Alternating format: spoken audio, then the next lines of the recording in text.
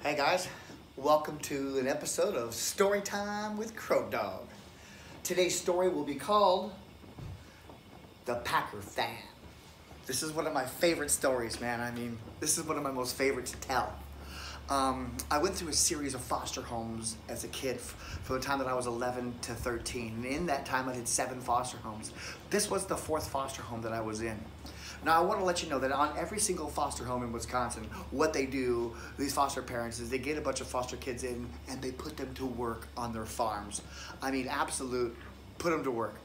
Anyways, this happened to be a corn farm, and the corn farm was located in Wisconsin on the peninsula, like right here in the middle of nowhere. In the middle of that peninsula, in the middle of nowhere. Okay, so I remember my first day there, I was pulling up with my social worker in the car, and I see this gigantic house. It looks like Forrest Gump's house. It was this beautiful white Victorian 3-story house with that porch that goes all the way around all 4 sides. It's got like 10 or 12 rooms, a gigantic basement, and a huge attic. Well, this is a corn farm with about 150 acres on it. And there are 8 other foster brothers and sisters along on this farm with me, along with the 4 regular brothers that are there they're part of the family, their family, and their mom and dad.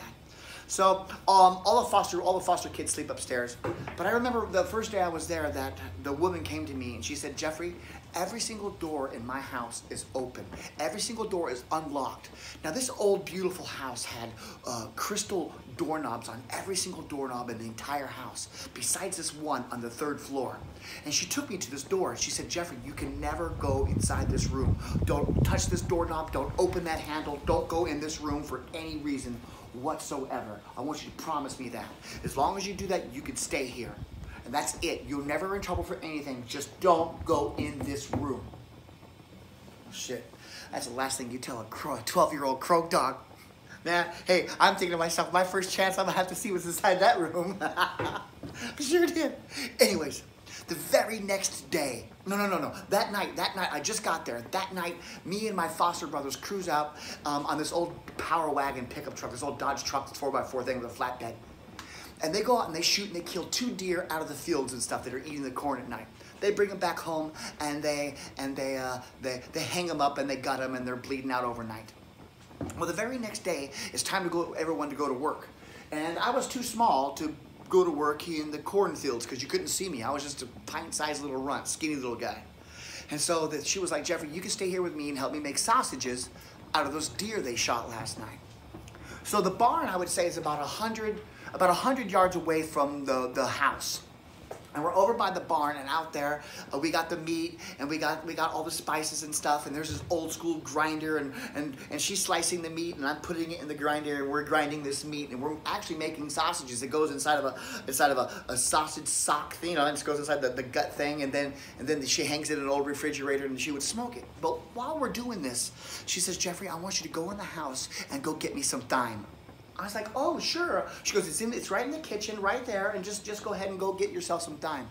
I was like, "Oh, great, I'll bring it right back." So remember, it's like 100 yards, man. So I run my skinny ass over there as fast as I can, and shoom, I cruise inside there, right past the thyme, right inside, right to the staircase, up that crazy ass staircase to that room that I'm not supposed to open, to the door I'm never supposed to touch. Well, I did. I opened the door slowly, and I look inside, and to my amazement, man, what I see is a bassinet over by the window, but the bassinet's got like this, somebody made a crochet thing that says Green Bay Packers on it. And then like there was like cheese heads on the wall, and there was Green Bay Packer pennants. And the craziest thing is, remember, the year was '82. Up in the corner, up high in the room, was a TV set facing the bassinet. And it was a Sunday, and on that day, I remember, Chicago Bears were playing the Green Bay Packers. Hey, I'm checking it out, and I can see what's happening, and I walk up over to this bassinet, and I look inside the bassinet, and there's this baby. Well, a baby's body, but with a man's head. This head was a huge head with a full beard, totally a full beard. And I look, and it's got this tiny little baby with a onesie. Guess what the onesie was? It was a Green Bay Packer onesie. He's wearing this little thing, and I look at this little baby with this gigantic man's head, and I was like, "What the fuck?" I said, and it went, ah! And I was like, whoa, man, I tripped out. I ran downstairs, I closed the door, I ran through, I grabbed the thumb on the way out, and I ran up to my newfound foster mother. And I just broke the rule. And she looks at me, she says, Jeffrey, did you go upstairs? I said, no, ma'am, I did not. She goes, Jeffrey, are you lying to me? I go, no, I didn't go. Well, she goes. And she goes upstairs, and she told me to stay there. Before she did, she goes, look, Jeff, I saw you. Now, when I was in that room, there's these drapes. They're like really thin drapes that were like there. And you could, like, they were kind of open. By the way, they were Green Bay Packer drapes. No shit. Anyways, so she's like, Jeffrey, you're in big trouble. And she went up there and she wouldn't talk to that, I guess, a man or something. Anyways, she told me, hey, Jeffrey, you're gonna have to go. I mean, I just got there. I only been there for a couple days. She's like, you gotta go. You broke the rules. We're gonna call your social worker and you're out of here. Well, I was cool with that. I was always moving around, so I just grabbed my American Touristers and started packing up my stuff and leaving. And my social worker came and everything's quiet and silent and it's really thick. The air's thick and I'm in a lot of trouble, man, like a lot of trouble. And I guess because I looked at that guy and I said, what the fuck, out loud. And it really, I guess I heard it, I don't know. I got in trouble, man. And now I'm back in the car and I'm with my social worker. And she's like, Jeffrey, man, what's going on with you, man? And, I mean, what was that about? I said, no. You need to tell me what that was about. I mean, listen, man, if you're gonna put me in a home and tell me, if there's a monster in the house and you're not gonna tell me about a monster in the house, what the fuck, you know? I mean, really, what's going on here?